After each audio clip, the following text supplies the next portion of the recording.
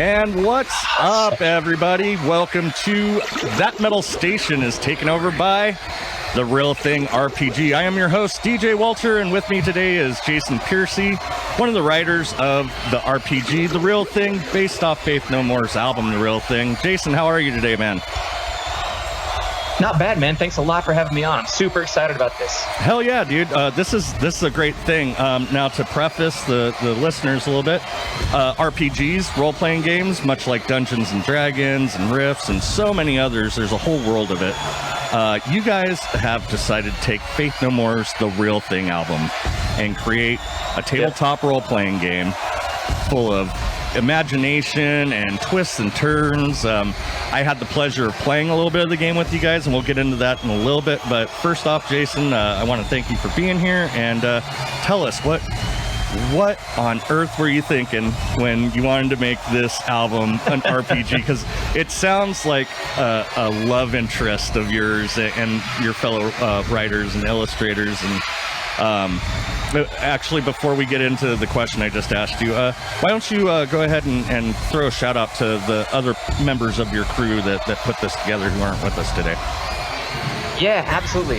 So Jason Ward, the co-writer who wrote the scenario, and he was more on the mechanics side and the layout and getting the particulars inside the book, but helped with the story of it also. And then James Masingo, a fantastic artist. James has worked on things such as Shadowrun and 7th Sea, things that anybody knows RPGs are going to know those titles. He was the art director for Shadowrun for quite a while, actually. Jason and I have known each other since we were in middle school. We're like old friends. And James and I met, back in like 2008, something like that, at a live action role-playing game. We played Vampire together. Nice. So a lot of us came together through role-playing games and stuff, but we're also huge musicians. I was in a band back then touring. He was still an artist. Jason's done a whole bunch of stuff. And really how it happened, Ward was doing dishes one day and he calls me up. He's like, hey, I've got this crazy idea. It's like his 500th or 700th listen through of The Real Thing. It's like, I think we can make an RPG out of this album. It's like, you got to talk me out of this. And I was like, hell no, this is a great idea. Let's do it. So many iterations, and like a year and a half almost later, we're here doing this thing, and it's been a super cool ride. That's awesome, dude. Like, so it literally was just an idea that popped in his head that you were supposed to talk him out of, and being a huge Faith No More Mike Patton fan yourself, that you called the wrong person. Yeah, exactly. I think he knew when he called me. He was like, he's probably not going to talk me out of this. If it's a horrible idea, he'll say something, but I doubt he's going to say that. That's rad, dude. How did the idea evolve over time from the phone call to where we are today? Like, I'm just really interested in how you put together and what goes into the making of a book like this, and how you take music in its art form and turn it into a interactive role-playing game such as The Real Thing RPG. Well, it's been a lot of work, but a lot of great work. And where we started is we went with the themes and ideas on that album, which are like identity, desire, addiction, death. All these things that it kind of covers in different ways. What's real? What's not real? Who are you? What is it? What's right? it? We all know the answer. Yeah. So we started there and came up with, we came up with a couple scenarios, an original scenario that just wasn't quite what we wanted. Mm-hmm. And then we worked on a secondary scenario that was a little more close to home for things we'd experienced. Like I said, Ward had done a lot. He'd been a probation officer before. Okay. And kind of through some of that time. So he had some stories there. And, I'd lived the musician lifestyle for a long time. So I kind of had a different side of things there, and we put that together from a early 90s perspective of what we knew was going on and what we experienced. And that's not the important thing. It's not like, here, have our experience. It's more like, here's our experience, but you can take it in your own direction, whatever you want. That's totally cool. It's meant to be able to be changed as it were. And as we went ahead with that experience, we came up with the whole you wake up basically in a private club, and you go. And I don't really want to reveal too much to people because it's really more fun on a playthrough if the players and a lot of people don't know what's going on, so they can discover their characters along the way. And that was a big thing for us. Then we brought James on board. He has actually been, like I said, an old friend, and I'm not the kind of person who's like, what does my friend do? What did all the stuff they're into? And I knew he'd worked on some cool things. I didn't know they were that cool. And he made some badass art for us. And there was a meeting maybe like a year ago that we just kind of talked about, well, why not reach out to Faith No More? You know, instead of making this something based on them, you know, using something like the song names, using something like the lyrics, but not the actual lyrics, not the actual song names, you know, not the actual titles and everything. Let's just see what they'll say. All the worst they can say is no, right? Mm-hmm. But they didn't say no. And after some conversations with Tim Moss, their manager, who is an awesome dude, Tim Moss is a great guy. Nice. They said yes, and here we are. That's amazing, because this isn't just like a fun idea of like some friends going, dude, we should make a thing. Like, you guys actually invested the time into not just the writing process and getting badass illustration work done, but like you have rights to do this from the band, from the label. The band fully backs it. They think it's a great idea. That's awesome. What was it like that day that you got the okay for like the final, yeah, let's do this, you have our permission? What was that like, dude? You can't, none of you can see my arms out there, but I still get chills every time I think about it. It was literally like a dream come true. Like 15-year-old me was squeeing inside, and like, you know, professional older me was like, yeah, great, thanks. That's awesome. Yeah. You know, I mean, I could not have imagined. If I were able to travel back in time, young me would be like, you're fucking joking me, you lying sack of shit. I'm like, no, this is really true. This is going to happen to you.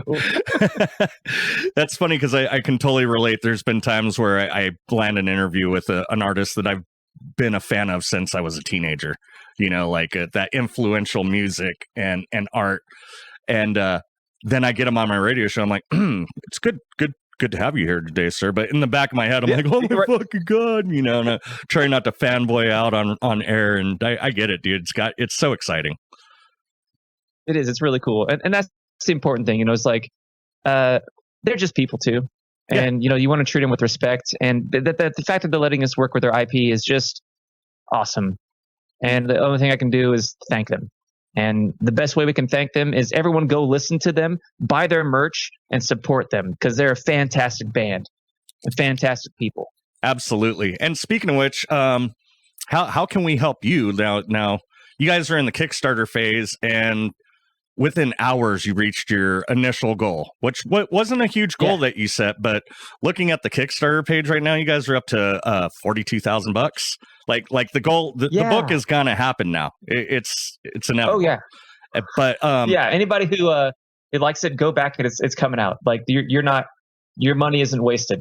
Yeah, you're gonna get a kick-ass product. Yeah, absolutely. And I've done one of these before with Rick Hines, whom we also had the pleasure of playing this game with in its first phase. Yeah, Rick is an amazing dude, and he did some work for the Red Opera, which is Diamorte's RPG. And same thing, they did the Kickstarter, and within, you know, a couple days they had already reached their goal, and it kept going and going. So what are you going to do now that you've reached your goal and it's like, it's still going and it's still going? What else can you offer now that the book is like set in stone? Well, we got a whole bunch of different add-ons and things like tarot cards, t-shirts, stickers. I mean, like a lot of different add-ons, hats, but dice. Outside of that, though, our plan, and this is, you know, this is kind of a trial run with Tim Moss and Faith No More and their IP. So if they dig what we did and they think we represented them well, then hopefully what we're gonna do is do one for the next album, and then one for the album after that. Rad, dude, because a lot of people don't know this, but Faith No More did put out more than one album. Yep, absolutely. And they're all great. They're all great albums. Yeah, totally. Now, you can, if you're listening and you want to get in on this and you want to pledge at the Kickstarter, it's kickstarter.com/project/Jason Ward/The Real Thing. Or you can just go to thatmetalstation.com, click on the badass artwork that we have up on our homepage. It'll take you straight to their Kickstarter. You can back this project for as little as $1 and as much as 5,000. Is that correct? Yeah, whatever you want, whatever you feel you'd like to back it for. Yeah, and support. You've got a lot of backers, dude. Upwards of 850 backers. All right, congratulations, dude. Thank you. It's crazy. It's like living a dream. Honestly, I never imagined to be something like this. It's just super cool. How was your anxiety levels, man? Like how where were you peaking at the day this Kickstarter launched in anticipation to see if maybe you even made your initial pledge? So like the first day, it actually happened in 12 hours on the first day. So I'm a late sleeping person. Uh-huh. I woke up and it was maybe 1,000 away from happening. Wow. So it just blew me away. And I'll say this too, and I'm not lying about this. I'm not an anxious person. I'm not a nervous person in that way, right? Like putting something out to the public and speaking to the public. I've been in bands, I've toured, I've done a lot of stuff in front of people. That doesn't freak me out at all. Other things freak me out, but that doesn't. So I was just like excited the whole time, just like, well, let's see what's going to happen. And as it kept going and we kept blowing past stretch goals and hitting these different marks, we're like, all right, well, we're going to make this for people. All right, well, we're going to do this for people. Holy cow, they like that much. In the first week, when we got through our initial 30K stretch goals, we just didn't even know what to do or say. We're kind of like, okay, well, what else are we going to offer people?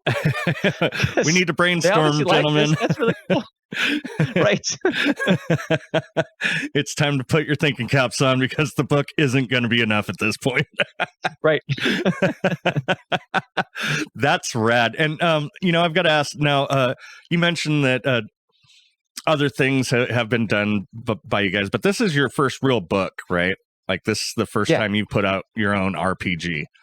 Like I know that it is. The illustrator work for other places, but this is your first sole like go to. How big into RPG and are you? Like do you play often? Is this a weekly thing? How's your schedule look for RPG? And it's well, right now since I'm in a master's program, it's slimmer than it has been in the past. But I've been playing Dungeons and Dragons since I was 12 years old. Nice. And I remember the times when like it was like burn the witches if you played Dungeons and Dragons, right? Mm-hmm. Like thankfully, times have changed and cultures changed, and now it's accepted. And thanks to things like Critical Role and other people out there like them, it's an acceptable thing. And so it's really cool to see guys like Diamorte, who Drake and I have played shows together before when he was in a different band and I was in a different band in Chicago. Oh, rad! And and Rick and doing really well. I've known Rick for a long time too, Rick Hines. We used to actually run a LARP together and like would role play together all the time. So at this moment, not as much, although it's in a very strange realm because I'm actually getting paid to be a GM at a local gaming store now. Like, so I'm a professional game master and I've been doing this since I was 12, right? It's a weird place to be in. So I feel like having written something now and to have it come out, and especially working with Jason Ward and James Masingo, this is the first real professional thing I've done to put out to the public as a writer.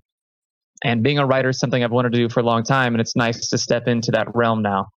It's been a cool ride. That's rad. I can only imagine the younger you, again, going back to that analogy, younger you is freaking out. Oh, and by the way, you're going to get paid to do this one day. Yeah. Oh, yeah. He would have never believed that. It's like, what? Someone's going to pay me to I got my guidance counselor wants to kick me out of school for playing Dungeons and Dragons. Are you kidding me? Yeah. No, that she sucked too, by the way. That's great. Well, let's get into a little bit of music. You pick the entire playlist. Like I said, the Real Thing RPG is taking over the station. I'm just here to hit play, but we opened up with a little Tomahawk right there, one of your favorite songs, Captain Midnight. Tell us a little bit about why that band and that song. It's not all Faith No More, because obviously I can't do that per licensing rules, but you've picked out a slew of different bands and songs. Tell us a little bit about your playlist that you've curated and that opening track from Tomahawk. Right on. So the opening track from Tomahawk, Captain Midnight, is one of my favorite tracks off of that album. And Mitgas, it's just a killer track. It's got such emotion in it, and I've seen Tomahawk live a couple of times. The many different bands of Mike Patton I've seen enough a couple times to meet him out back and just shake their hand and say thanks. That's really all. As a fan, that's all I care to do is be like, thanks, man. That stuff was awesome. You know, I don't like to fanboy out when I actually meet people. And that it's just got such raw emotion, and especially when it hits that chorus. It only hits that chorus once, and it's so powerful. Like the meaning behind it, the words, like you can just tell he's feeling it. So I love that song. I love that. I sing it in my car, nowhere near as well as Mike Patton, but I sing it every time it comes on. And then the playlist is an amalgamation of a bunch of different projects that all the guys in Faith No More have been a part of. You know, I know more about Mike Patton's other projects, and I think he's like one of the most prolific rock and roll artists ever. Mm-hmm. So it's easy to find his stuff. But I made it a point to go find things that Billy Gold and Roddy Bottum and Mike Borden had also done as their side projects for music. And I want people to know just the talent that all these guys have. Awesome, man. Awesome. Well, thank you for taking over the station day. We're going to get into some more music. I've got a double shot of General Patton versus the Executioners and the Melvins coming up here in a little triple shot. And when we come back, we're going to kind of dive into the Real Thing RPG as far as character playbooks and play style and things of that nature. So, Jason, stick around. We're going to jam some music. Hope you guys are fucking joining in here at the station. Listening in, don't forget to click the Real Thing RPG artwork up at the top of the station. That'll take you straight to their Kickstarter where you can get in on this. It's a fun game. I'm going to tell you all about my experience with it right after the break. You guys tuned in to Walter's Wallow Woe here on ThatMetalStation.com. And welcome back to ThatMetalStation.com presents the RPG of the lifetime, The Real Thing. Taking over the station, they're picking the music. Got Jason Peercy here with me. Jason, welcome back to the show. Hey, thanks. How's it going, everybody? Hope you're enjoying the tunes. Hell yeah. Speaking of tunes, that was a double shot of General Patton versus the Executioners. You picked Fire in the Hole and Get Up Punk, followed by a Melvins cover, or not cover, Melvins tune, G.I. Joe. Tell me a little bit of a brief synopsis of how you feel about that music. Oh, man. So, like, what I really dig about, and it's kind of really started with Faith No More, is their influence with hip hop as well. And they had a little bit of, in their earlier days, they pulled a little bit of that feel in, and even later they did too. And then sort of Mike Patton on his own went out more hip hop projects with like the Executioners, who are a bunch of DJs that they mix, and they do some really, really badass turntable styles. Mm-hmm. So he got together and did that album with them, and that was a couple of the most awesome songs on that album. I mean, that album's just great, period, too. And then on to the Melvins. Well, the Melvins are, I mean, if you don't know the Melvins, man, you got to find the Melvins. They're awesome. Yeah. They're great, just like doomy, not even grunge. They're just like doomy metal, like real slow and heavy. And they were actually a big influence for Nirvana back in the day. And so the Melvins, actually King Buzzo, I think it was King Buzzo, and Mike Patton started Ipecac Records together, or Ipecac Recordings together. And from that, you know, things like Tomahawk and these and Phantomas and these side projects that the Melvins did with a bunch of people. And The Crybaby is an album where the Melvins just get together with a bunch of different artists like Mike Patton, J.G. Thirlwell, Hank Williams III, and make a bunch of different remake or write a bunch of new music or different songs. And it's really, really killer. Some of the guys from Helmet are on there, so go check out The Crybaby too. It's a great album if you want to hear a bunch of different artists getting together and playing a bunch of different styles of music together. Rad. Yeah, I had the pleasure of seeing the Melvins back in '96, I want to say, and it was nice. It was White Zombie, the Melvins, and Babes in Toyland, and it was a fucking crazy show. What a different bunch That's badass. Like, it was all metal, but it was like all different genres and like just the weirdness of metal at that time in the '90s, and yeah, badass show. Oh yeah. But I want to get back into the book here. I had the luck to see the Melvins. Yeah, go ahead. Oh, no, I didn't mean to cut you off. Stupid Skype, you know. You're good, man. Little latency. But yeah, that's how it is. Back to the book here, The Real Thing RPG. Now, I had the pleasure, you invited me for your Twitch stream of a playthrough, which was like just kind of dipping our toes into the first chapter of the book. You didn't want to give away too much. But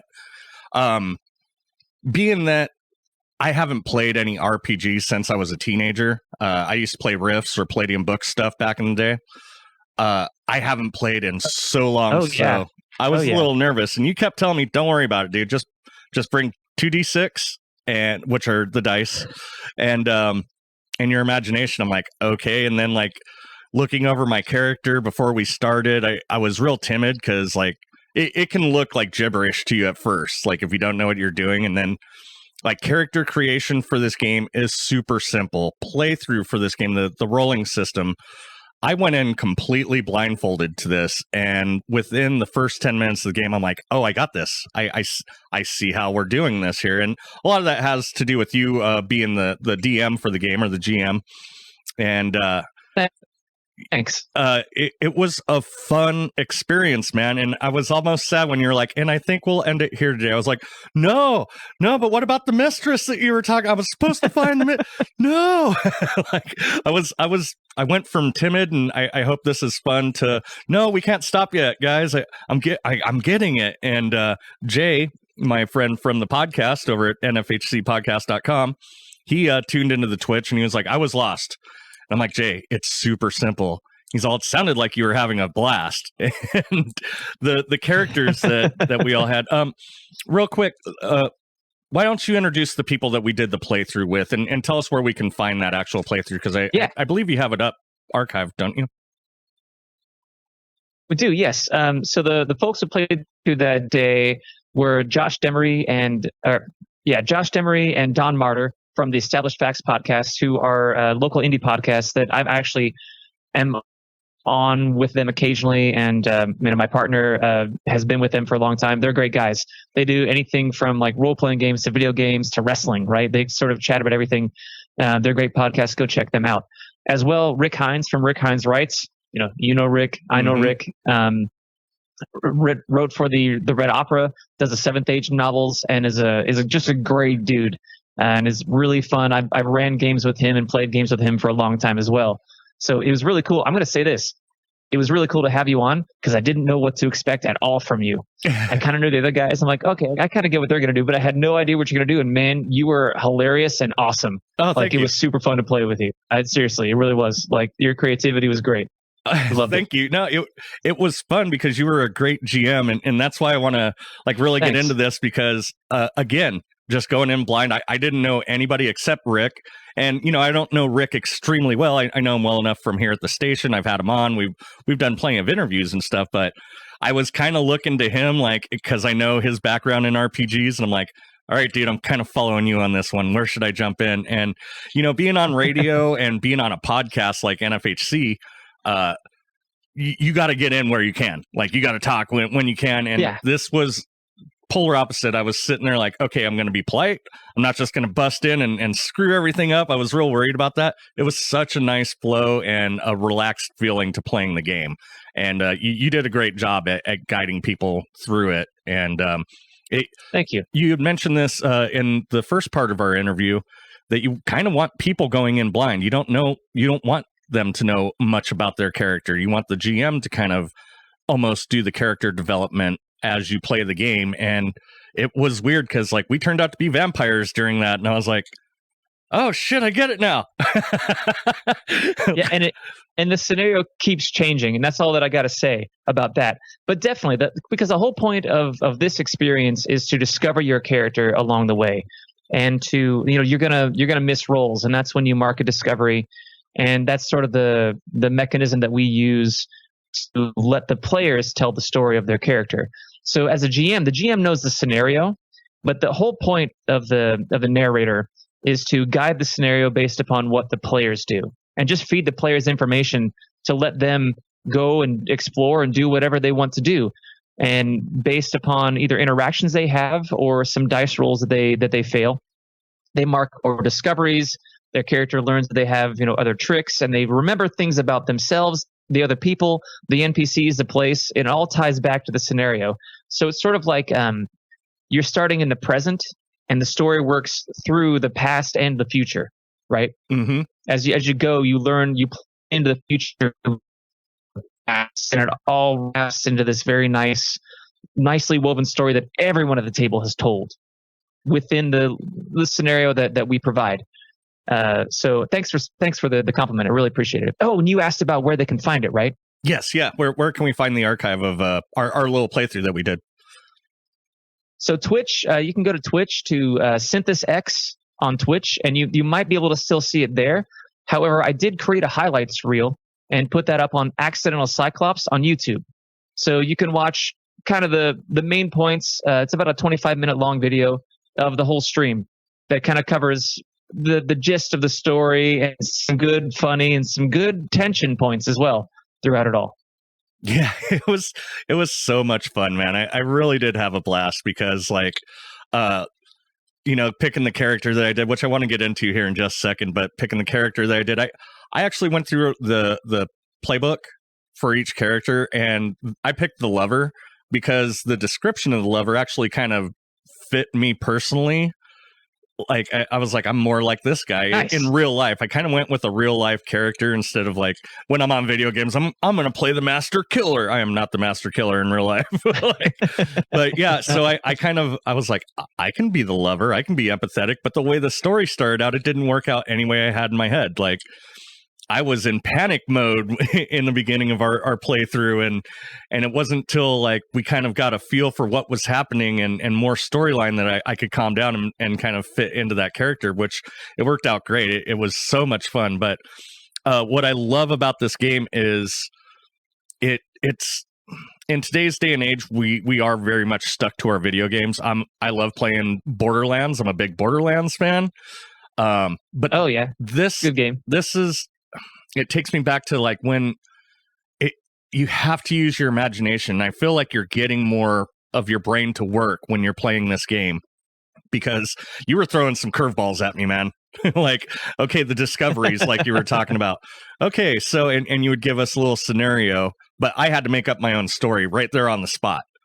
And my brain was like, oh shit. Yeah. Oh, we got to pay attention. And it really woke my brain up. And I think that's what I enjoyed the most about it. I didn't have to pay attention to what buttons I was pushing. I actually had to build my own story, and it turned out really good. But like I said, I had picked the lover, but you guys have so many different players that you can do. I kind of want to go down the list. I'm here looking at the architect. And if you can kind of give me a little background for each of the characters and how you pulled the character playbook from the real thing, if that makes sense, like how the architect or the artist fits into this game per like the lore of the Faith No More album. So I've got the architect here. So right on. So the architect is like you could see this as the person who puts it all together, how it fits in the Faith No More lore. Kind of this one kind of extends into other albums too. So not necessarily the real thing. Like I said, we sort of used a little bit of their entire catalog, but the scenario is based upon the real thing. The architect is a person who's kind of got it with it. And they're through the scenario, they probably want to be the person who plans what they're going to do and has an idea or design on what's happening and some sort of personal stake in that way. Really, it kind of comes from some of these are from the Faith No More discography, and some of them are from elsewhere for us. Mm-hmm. Like we're big White Wolf fans and the White Wolf games, mm-hmm. So we sort of looked at some of their themes and took it from that to fit it in that 90s sort of vibe. So some of it's just sort of general, hey, this is sort of the thing going on in role play games at that time, so let's add those themes in there. And that was the architect. It was basically from that, not so much from specifically from Faith No More. Gotcha. Then there's the artist, right? Mm-hmm. The artist is definitely, a musician, a band, person in a band. And there you go. That's kind of our homage to the guys themselves. It's like, we're going to put an artist in here. They're fun. They're a little wild. They got some out there ideas, and they got ways to express themselves that people aren't going to expect. And yeah, that's our direct sort of homage. Well, that's one of our direct homages to the bands. I will say this. If you go back to Kickstarter and you get the book, you're going to see the likeness of some of the guys in that book. Right on. We've got the criminal. Yeah. So the criminal. All right. Well, it's a perfect crime, right? Mm-hmm. There you go. There That's you go. it. That's what the criminal's based on. The killer, which I believe that's what Rick played that day, right? Didn't he play? Yes. Yes. Yeah. Yes. Rick was the killer. Actually, Josh Dimery. Josh was the criminal.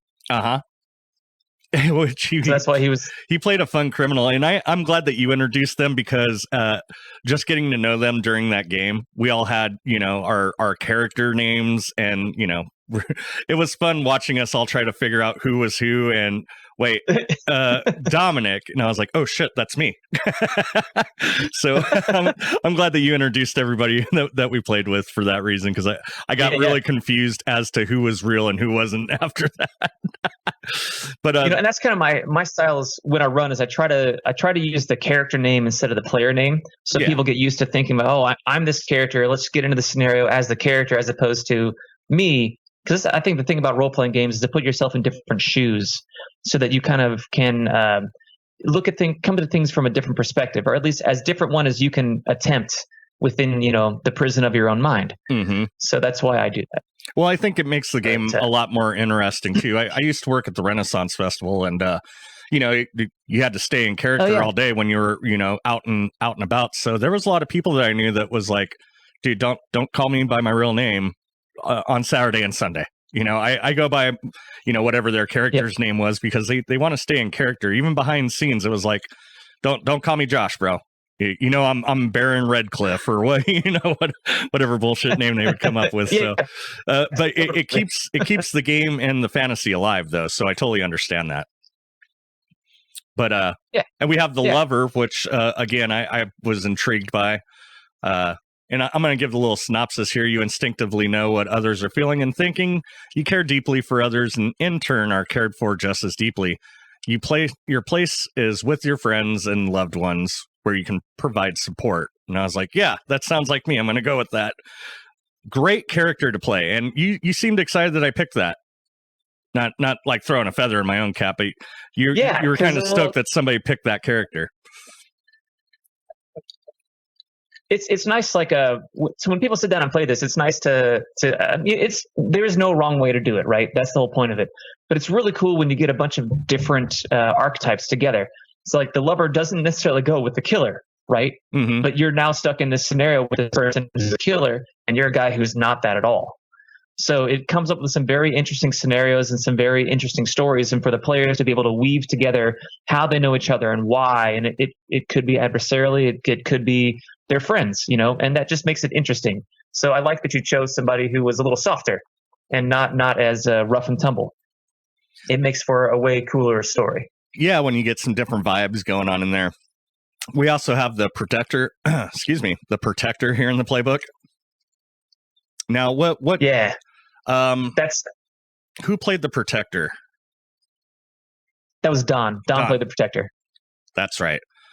Which, again, I kind of want to throw out a shout out to you guys of how easy it is to build a character. Like, you can get right into gameplay within an hour of picking up the book.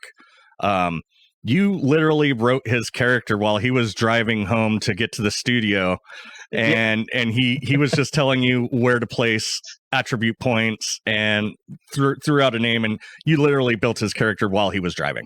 Like, it's that easy. Yeah, it was like, it's meant to be something quick. Anybody can pick this up. You don't even have to have very much experience with role-playing games to be able to play the game. As far as a narrator, you maybe want a little more experience, but you really don't need that much. The book lays it all out for you. And, like I said, there is no way to get it wrong. What you choose to do and what your group chooses to do, that's what you choose to do. So just have fun with it. Change it to how you like. Don't feel like you mess anything up if you don't hit certain points, because there are so many different potential outcomes and stories that can be told within the scenario. There's no one right or wrong way to tell it. Right. No, absolutely. So yeah, Don played the Protector, which is kind of self-explanatory in this sense. They're the Overwatcher. They're the all-seeing eye. They're the ones looking over everybody's shoulder. The big kahuna, you might say. The big kahuna. The Soldier, again, kind of self-explanatory, but the one that I almost went with and intrigued me was the stranger, and this is the last one here. Explain the stranger, and this kind of fits into the whole theme of the book as well. It does. It really does. So the stranger is like they're an outsider. They don't quite fit in, and they're sort of a haggard, roaded person, right? So again, this is definitely many themes in the real thing hit this. Like it feels like a stranger in a strange land listening to that album, where what is reality? What's going on? The morning after. Yesterday's forgotten. The morning after. What happened? I don't know. You're a stranger in your own skin. You're a stranger in this new place you've come to, and no one knows you. You have to figure yourself out, and it's also a really good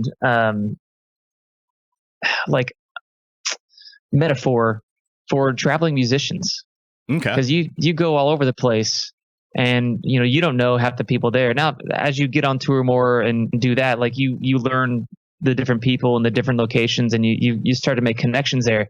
But when you first go out, man, it's the Wild West. You don't know anybody, and you almost got to clan up with your people and present a really strong front. Yeah. So no, that's awesome. kind of the stranger. Awesome. I love all the playbooks, and I'm looking forward to playing this again, Thanks. honestly, because but now, like you were saying, you might want a little bit of experience to coming into a GM, but I don't think it would be that hard if this was the first book that you learned how to do that with. Do you have any advice for anybody that doesn't really role play but wants to pick this book up because of the ease of play and how much fun it is? What advice would you give to a brand new GM just picking this book up for the first time and buying some fresh dice? I tell them to understand, again, like I've said a couple of times already, there isn't a wrong way to do it. And you're going to miss things. You're going to make mistakes. But the most important thing, it doesn't matter if you get it all right in the book or not, right? The most important thing is to just pay attention to what your players are doing and guide them down that path that they want to go in. And that's the best thing you can do as a GM. Listen to your players. Listen to your friends at the table, because you're telling the story for them. So you might as well tell a story that they want to take part in. And it has to be a collaborative effort. Absolutely. And just pay attention to that, and you're going to be good. When I used to play riffs, and this is a tribute to your game here, it was very Thanks. like the GM, or at least the guys that I played with, the GM very much had this story like in his head, and this is how it's going to play out. And of course, I was always the asshole that was like, I'm going to go to the bar and order a drink. And they're like, but there's a dragon outside. I'm like, right, I need a drink before I take, and they're just like pissed off at me. Like, you're fucking up my story. But this seems like the GM has to be involved and ready to take any turn, because it's the players are making the game up as we go. There were some instances when we played, I was like, I was thinking about you, and I was watching your face on video like, ooh, Rick just fucked everything up. How's he going to do this? And you did a good job at keeping the steering wheel straight. But sorry, I was just thinking about Rick. But he's a character. Was there any instance that you can remember from our experience when we played that you're like, oh shit? And did one of us kind of throw a curveball in there and was like, okay, now I got to kind of rewrite this in my head, and we're taking a turn here? Yeah, a little bit actually, and a lot of it was really a lot of it was between your character and Josh's character, and the whole thing about Josh's character's wife being cheater and cheating with you on him and stuff like that. Right? So they have an antagonistic relationship. Because that is often that is a difficult thing to negotiate, because what you don't, I can't say what you don't want, right? Like certain tables may want this, they may want that antagonism, and that's totally fine. But if it continues to be a very antagonistic relationship, if there's no resolution through it, then there's no unity with the players at the table. They're not really working together in a scenario, in a story in any way. So it's really taking that antagonism. And I was trying to work it around to where something about this is okay. Like, he remembers this terrible thing, and you remember doing that terrible thing, but something about it in the end is going to make it you guys don't hate each other for some reason, right? Yeah. And that's where I was like, okay, how do I do this? How do I do this? How do I bring them back together so it's now? really how to guide you guys to not kill each other. yeah, exactly. And that's always an interesting challenge to do, because I think people like to be antagonistic with their characters at times. But like ultimately it's a scenario where you're probably not going to survive unless you're together. And I think in a lot of role-playing games, that's the case. So I think it's important for a GM to let their players go get a drink at the bar when a dragon is burning down the town. To be like, this is my final one. I got that shot. All right, now I can go face that dragon. Like, that's that movie moment, right? That's their 5 minutes of fame that they want on screen. Give it to them. Do that cool stuff. Just, be open-minded enough to go, all right, I can let the players drive the story also. That's important. Absolutely. And it was fun. Such a blast. That whole scenario I'm glad, man. Where he and I, Josh, it was Josh? Yeah. Yeah. Where Josh, he and I Josh. That story evolved out of discoveries that we got during. I was rolling like shit that day, man. I was just like barely missing the mark that day. And so like I had to keep coming up with these scenarios. And I'm like, I don't know. I was being the lover. I was out, banging a chick, and I ended up, her husband came home, and I jumped out onto the balcony and had to crawl 3 stories up, and I'm afraid of heights. And then like later on in the story, another discovery came up, and it turned out it was his wife, and like that's how we knew each other. And it was blowing my mind as this story was developing. It was so much fun, dude. I got to give it to you. I went in not skeptical, but just a little blind, and came out like wanting more so much. I can't Awesome. I can't enforce that enough for everybody that's into gaming of some sort. Like, this was a blast. This was an absolute blast, especially being that I didn't really know anybody. This was the first time this group had ever played together, as far as I know. And like, we were just like, all right, hey, how's it going? All right, I'm the lover. Let's do this. And we got right into the game, and it was so much fun. But we're gonna get back in the music when we come back. I kind of want to talk about, RPGs in general, how they're making a comeback. We touched on it in the first part there a little bit, but it's making an enormous comeback, and it's great to see. So, but first, we're going to get into some Faith No More. We're actually going to play a couple tracks off The Real Thing that you have picked out. Yes. And let's see here. Let's throw in this Fantomas. We'll throw that in there, too. Yeah. Make it a triple shot. So, anyway, we got Fantomas and a couple Faith No More tracks. Jason, thank you for the takeover today. Thanks for picking all the music. Yeah. And stick around. We've got plenty more. And welcome back to The Real Thing. RPG takes over thatmetalstation.com. Picking out the tunes, enjoying the conversation. Jason, thank you very much for joining us back again. Yeah, man. Some awesome tunes right there. We got straight into it. Faith No More, epic. Followed up by The Real Thing. And Fantomas with Rosemary's Baby. I think it's kind of self-explanatory with these tracks and your love for them. And I was telling you during the break too, I was like, this has been a fun project to do interviews and join along with for the ride, because I forgot how much I loved this album. Like, it's been in my back catalog, but I'm a real big death metal guy. Brutal is best, but like that just takes me back to a different time and a different age, man, and brings back memories. So thank you, man.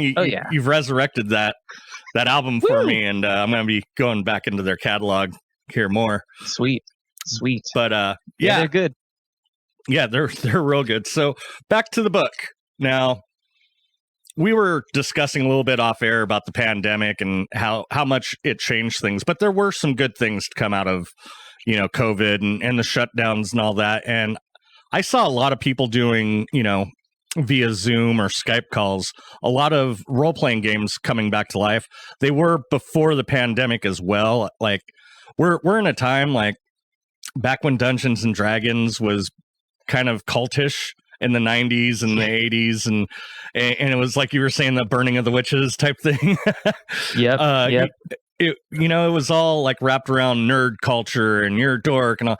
Nerd culture is alive and well today. Like, they're the ones talking shit these days. It's okay to be a geek and a nerd and play role-playing games, and people are loving it, and I'm glad the culture is being re-embraced. So am I. So am I. It's great to see our RPGs in general just making that comeback. And I think you guys waited for the perfect time to do this book. But with that being said, what's up in the future for you guys now? I know that you said if this kind of kicks off, then you're looking into other albums from Faith No More's discography. Absolutely. Are there any other side projects that has Josh called you or James? I'm sorry. Was it no, Jason? James and Jason. Too many J's in your camp, dude. You're messing me up over yeah, here. we're Triple J. Yeah. Plus, we had Josh that we were playing with that one day. But yep. Has he called you up while doing dishes since and been like, okay, check this one out? Talk me out of this.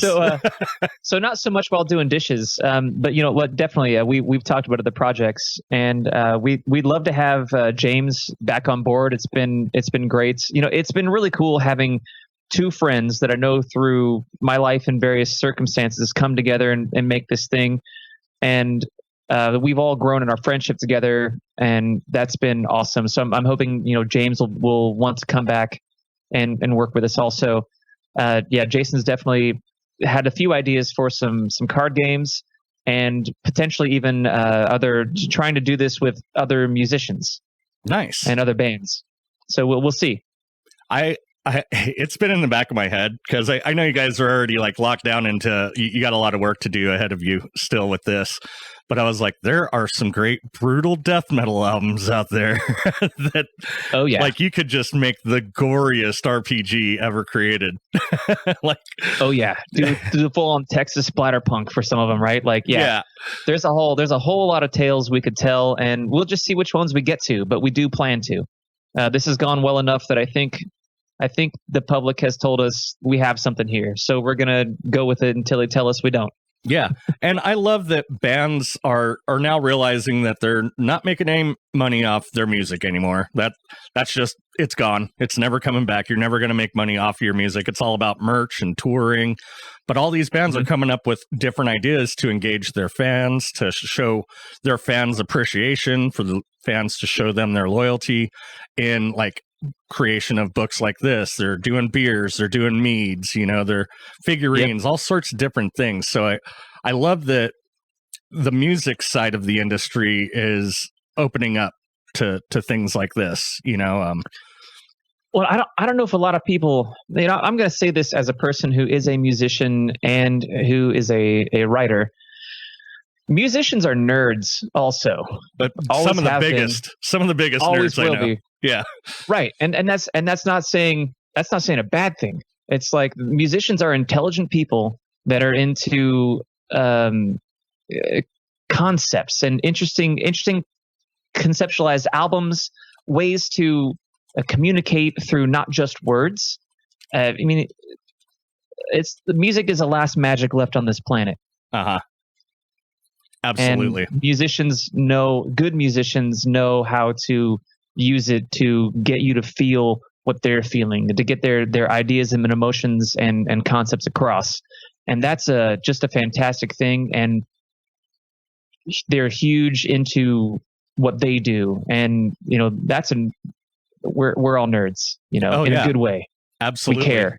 It's funny because, again, being a big brutal death metal head myself, in interacting with these bands, doing interviews over the past so many years, I have found that death metal is like a facade.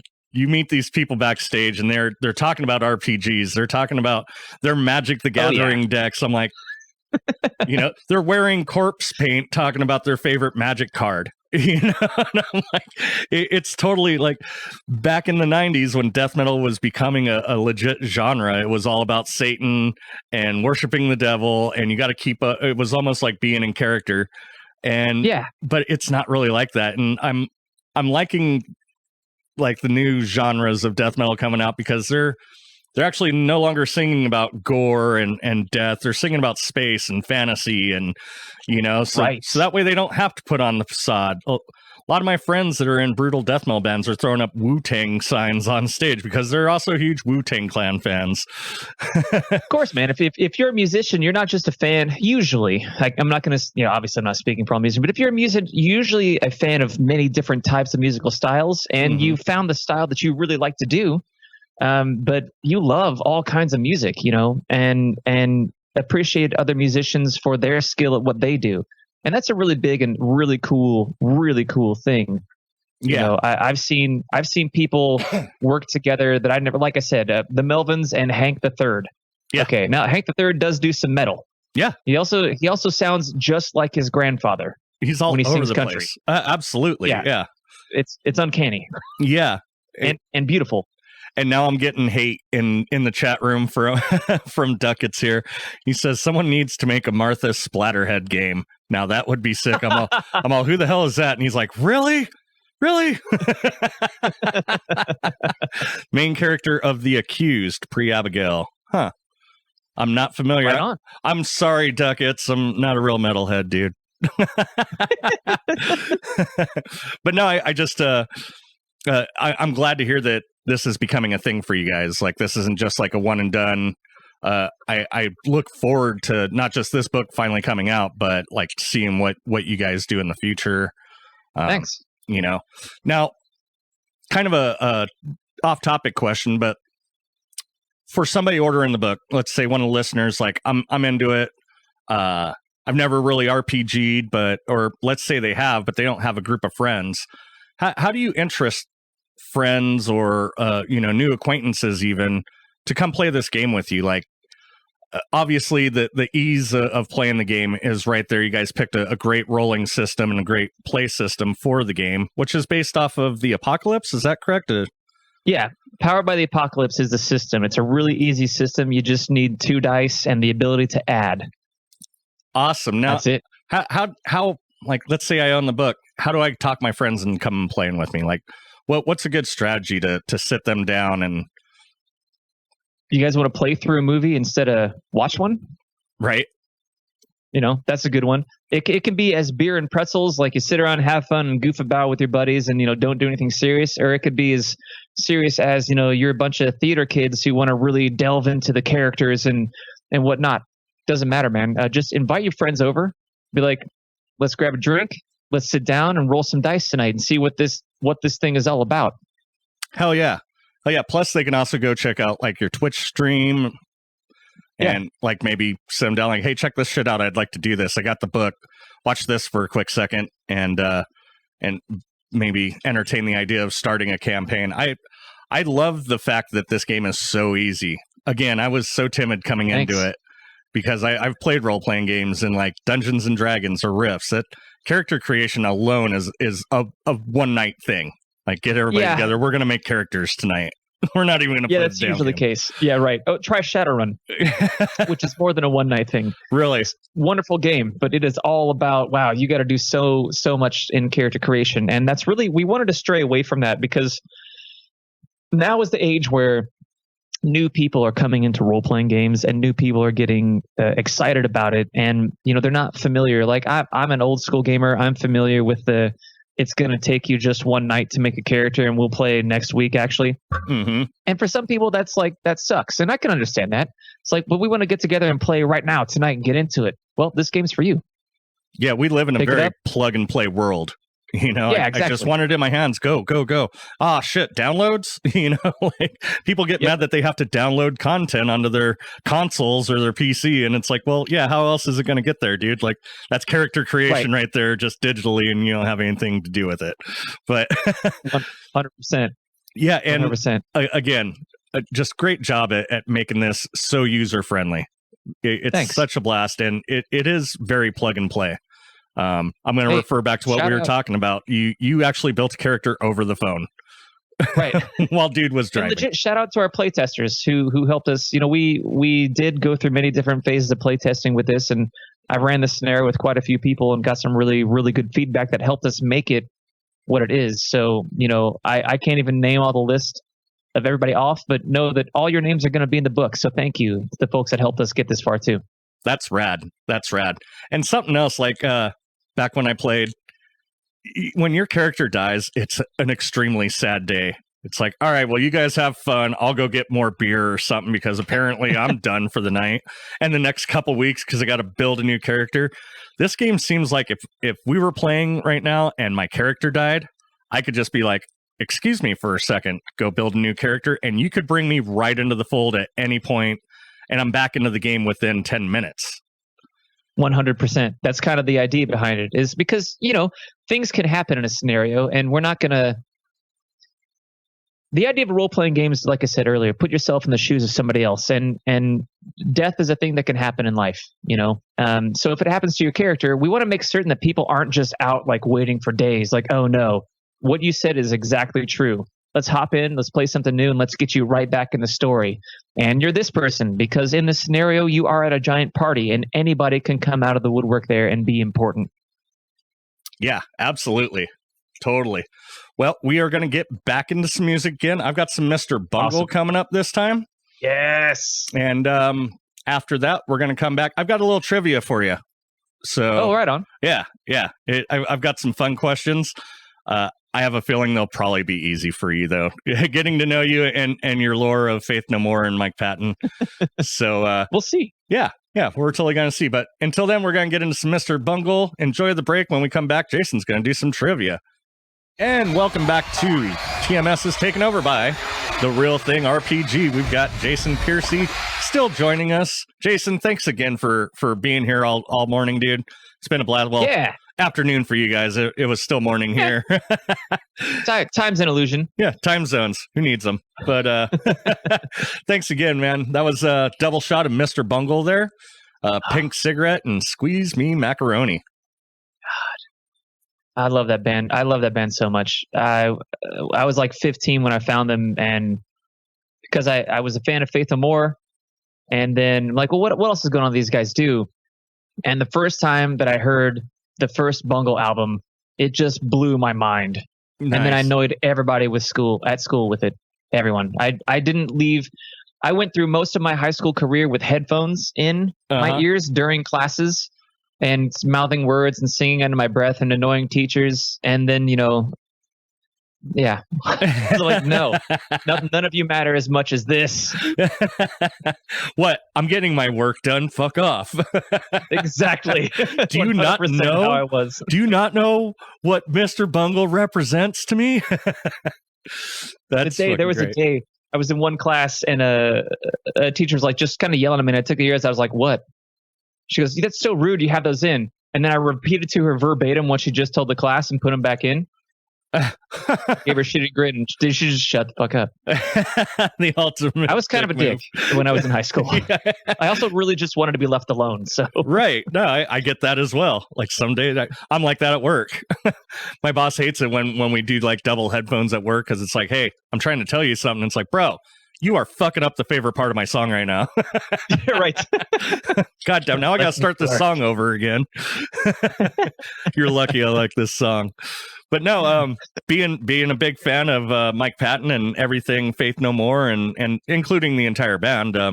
Oh yeah. My friend Jay from the Not for Human Consumption podcast, check us out at nfhcpodcast.com. He stuff. I know he's a big fan because he has Mike Patton tattooed on him. So nice. And it's funny because the other day we were kind of going back and forth on playlist ideas, and he was turning me on to a bunch of different music that I had no idea that Mike Patton was in.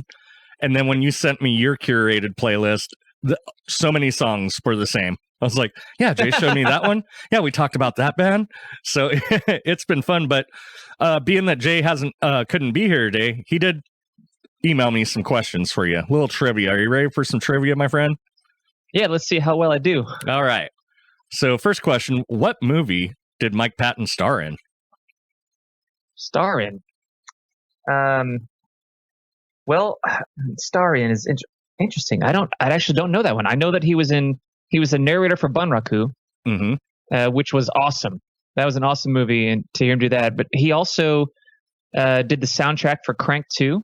And there was a moment where Jason Statham is whistling the theme that then Mike Patton sings a second later during the movie. And he also was, what was that Will Smith movie where he was like the last guy on Earth, and they're the monsters, they're like the zombie monster thing he's around. Because Mike Patton did all the voicings for most of those monsters. Those are the only 3 movies I can think of. There's also he also did, well, not just him, but he did with some other people, A Perfect Place, the soundtrack for that too, which was like an Ipecac movie. So is it any one of those 3? 4? No. Firecracker. Dang, I don't know what it is. What is it? Firecracker. I don't think I've seen that. I think I've heard of it. I don't think I've seen it. I got to see this now. I believe that blows my mind. That he actually appeared in this one and starred in it. And all right, cool. What profession did former guitarist Jim Martin take up after his departure from Faith No More? Became a pumpkin farmer. God damn right. Jim Martin is one of the best guitar players that ever lived. And I was talking to Jay about it. I was like, what? And he's like, dude, he grew one of the biggest pumpkins ever. Yeah, he did. Like, he totally did. Over 1,000-pound pumpkin or some shit. Yep. That's fucking nuts. And the last question he sent me, what 2007 movie did Mike Patton lend his voice as the antagonist characters? Well, yeah, that was, man, I just can't. You know what's funny is I didn't, I haven't seen that whole movie. Gosh, I always forget the name. Last Man, no. Shoot. I know you know Will the Smith movie. Just wander around New York. Yeah. Yeah, I know the movie. I Am Legend. I can't think of the name. Yes, that's it. I Am Legend. That's totally it. Because he's all the creatures in the background, and it's so cool. So cool to hear it. I'm going to give you that one because you pretty much threw it out there in the first question. I'm like, stop, you're ruining my questions, man. Sorry. I just couldn't remember the name. I was going through I know he's done these things. I can't think of what it was. I gotta watch Firecracker now. That's what I'm gonna go do after this. Nice. Well, I got a 2-hour break today. Let's watch Firecracker. Now, do you have any interesting trivia that you think maybe the fans or Jay himself may not know about the band or Mike Patton himself? Oh, I totally have interest in it. I don't know if I can just spit it off the top of my head right now. Okay. But I absolutely have interest. Just a little tidbit of knowledge that people may not know. Yeah. So how many different bands have Mike Borden played live for? Or has Mike Borden played live for? I do not know the answer to that. I can imagine about this. I can imagine it's got to be a lot. Yep. I can think of 6. Wow. But I know it's been more. Wow. He's backed Ozzy Osbourne. He's backed Jerry Cantrell. I think he's backed Korn on some of their tours when their drummer was sick or couldn't make it. I believe he's backed Fear Factory once. That had to have been amazing. Oh yeah, dude. Shoot, who else did I see him with that I was like, what? I actually can't think of all of them. People go check it out because I totally don't know my trivia then, and you can all correct me in the comments. That's awesome. But Mike Borden's a killer drummer. Oh yeah. Yeah, absolutely. Probably one of the bigger underrated drummers. There's a growing list of underrated drummers out there, and and it's getting shorter and shorter. I think we're losing drummers by the minute, but unfortunately, yeah. If you're a drummer, you can keep busy in the music industry. Whether it's session drumming, studio drumming, live fill in. Yeah, absolutely. And he's done a lot. He's excellent. He's worked with a lot of people. Nice. Now, as far you and I are about the same age, we're old school metalheads and rock and roll heads. And what's some of the newer stuff that you find yourself getting into when you're just burned out on everything that you've been listening to since high school? It happens to the best of us, and I think it's hard for people our age and to find ourselves new shit to listen to without going, fuck this, I'm going to go back to the Faith No More album. What are some jams that you've been jamming? Funny enough, they're not necessarily new. I mean, it's still not new to me, but it'll be new to other people. Golgo Bordello is a band I'd say anybody go checks out. Those guys are awesome live. I've seen them many times, and they're always great. Andrew Bird's Bowl of Fire. They're more like jazz, right? But as with if you're a Faith No More fan at all, then you I'm not trying to insult anybody who's a Faith No More fan out there, right? But if you're a Faith No More fan, you might appreciate more than just rock and roll and know that those guys were fans of Burt Bacharach and jazz and funk and all sorts of other types of music. So it really helped me branch out into other types of music to check out. So Andrew Bird's Bowl of Fire is, or just Andrew Bird, it's jazz. It's like a little swing, a little klezmer, a little lieder music, like German lieder music. Man, what else am I into? Things like Brown Bird, which is a little bluesgrass, but it's like really dark and they're really good. And I can't say that these guys, they've all been around for a while, right? So as far as new music, really new music and rock and roll, I love Bad Flower. I love those guys. Okay. I know they've been around for a few years, but man, they're killer live. Caught them at Riot Fest on like one of the side stages. They blew us away. Their lead singer was like, "Oh, I'm sick," and he sounded wonderful. And I've seen him a couple times since, and they're just a really good band live, and they're really fun to see. Go check them out anytime that you can. Another guys that have been around for a little while still, but when I caught them, they were newer. Greta Van Fleet. Holy cow! The reincarnation of Led Zeppelin. And, they may hate me for saying that, but still, like, they're awesome and they're fantastic musicians. No, I totally agree with that. They kick ass, but my only gripe is that they're the only ones not saying what you just said about Led Zeppelin. They're like, really? We didn't get that. And it's like, really? Really? Because it sounds like awesome, guys. Yeah, it sounds job. like you found a lost album that they never put out, and now you're putting it out. Right. Yeah, that's my only gripe with Greta Van Fleet. But yeah, young kids, amazing musicians, very talented. Catching that rise to fame real quick, like too. I've heard the same thing. Really good musicians. Yeah, totally. Nice. Those are things that I'm listening to, and obviously, this one's still a little more of a classic. They've been around for a while, but Muse. If you've never listened to Muse, just go do yourself a favor. Put on some headphones, close your eyes, and just listen to Muse. And try not to get up and dance and sing around. They're awesome also. Rad.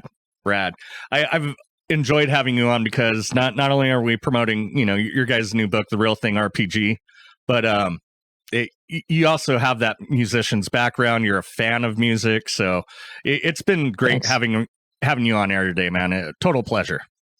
Thanks, man. It's been a lot of fun. I really appreciate having being on the show and having you asked me on the show. Thank you very much. Oh yeah, no, thanks for taking over the show. I love these takeovers because it's like, hey, what music do you want to play? And like, all I have to do is bring the questions and push the buttons. Cool. So you almost did more work than I did for the show, and I love it. But I want you to plug our friends that we played with again, Rick and the boys. Go ahead and plug all their podcasts and stuff. You got it. The Established Facts. That is Josh Demery and Don Martyr. You can find them. Just look up the Established Facts online. You'll go to their .com and see all of their podcasts are there in order. They also do the Stable podcast, which is a wrestling podcast.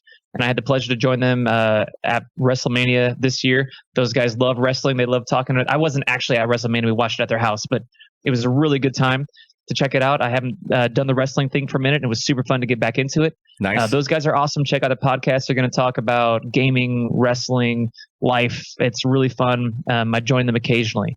Then there's Rick Hines Writes, or Rick Hines, right? Which that guy's a great author. He does write some awesome role playing games, and he's a huge fan of metal and rock and roll also. So check him out. Check out his books, The Seventh Age, the Red Opera is a role-playing game that he worked on. It's a D&D 5e adaptation for sorcerers. It's a really cool with Diamorte. Mm-hmm. They're also a badass band, and I've got a friend in that band too, Drake. Check those guys out. And lastly, Will, it's Not for Human Consumption podcast, and those guys are kick-ass enough that Walter had me on the show today. And so go check out Not for Human Consumption podcast too. And Walter, thank Jay for me for those questions because he definitely got me on the first one. And I like being stumped. I must say, I like being stumped. And you got some new material to check out, some fresh material that you weren't previously aware of. So yeah, that's awesome. And thank you for the plug.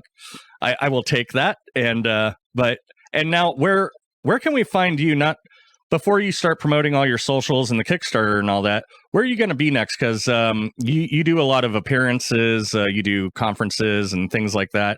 If anybody's in your area, which is North Midwest there, and they're curious, they want to see you talk on stage, where can we find you next? we're going to try to get something organized for Gen Con this year.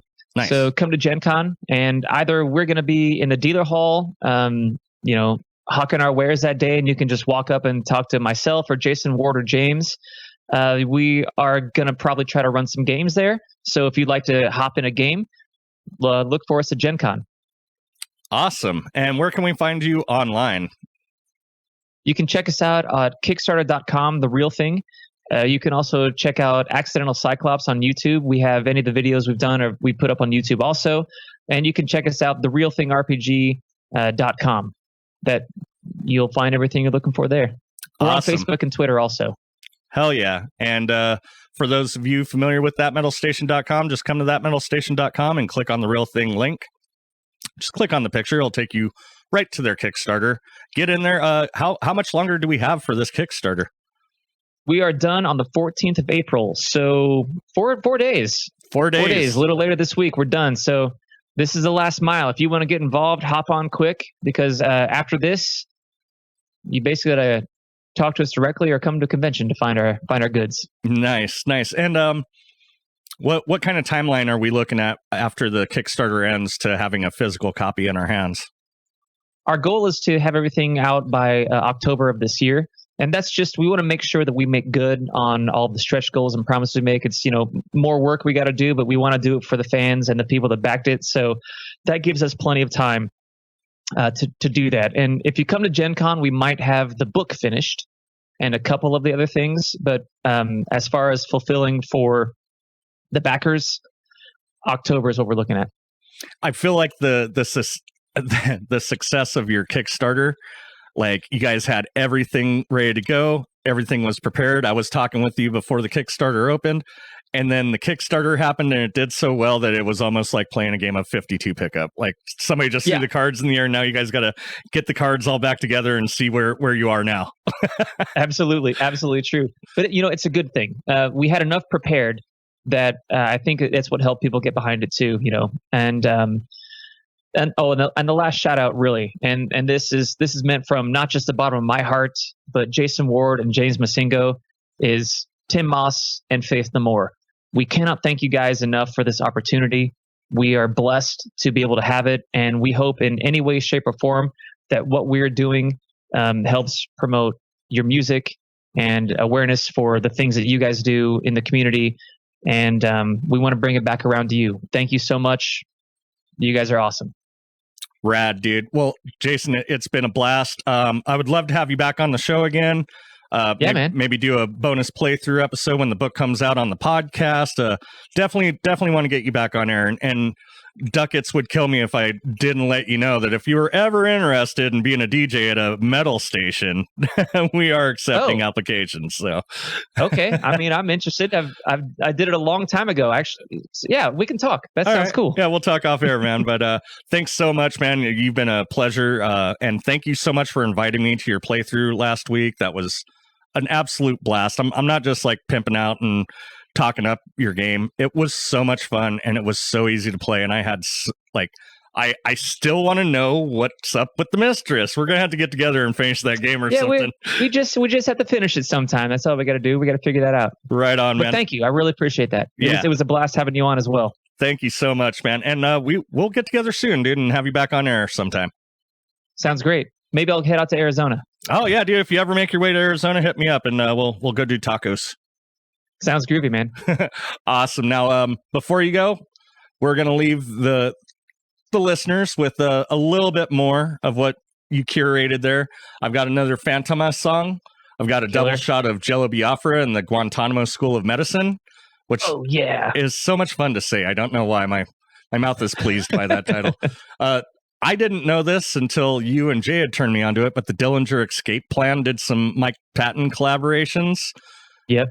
They're great. It's a great little 4-track album. They even cover Come to Daddy by Aphex Twin, which is like Mike Patton does it all with his voice. That's all I got to say. That's so crazy. And Dead Cross. Give me a little background on Dead Cross. I'm not familiar. So Dead Cross is a project. I think they came out in like 2016 or 2017. And it's kind of like, they're kind of like death punk a little bit, right? and Patton sings for them, but he's definitely not like the only feature. They got a lot of great band members, and it's some really just like heavy, in your face music, and it's great to sit there and thrash to. So I hope you guys enjoy it. If you've not heard Dead Cross before, get ready for a blast to your face.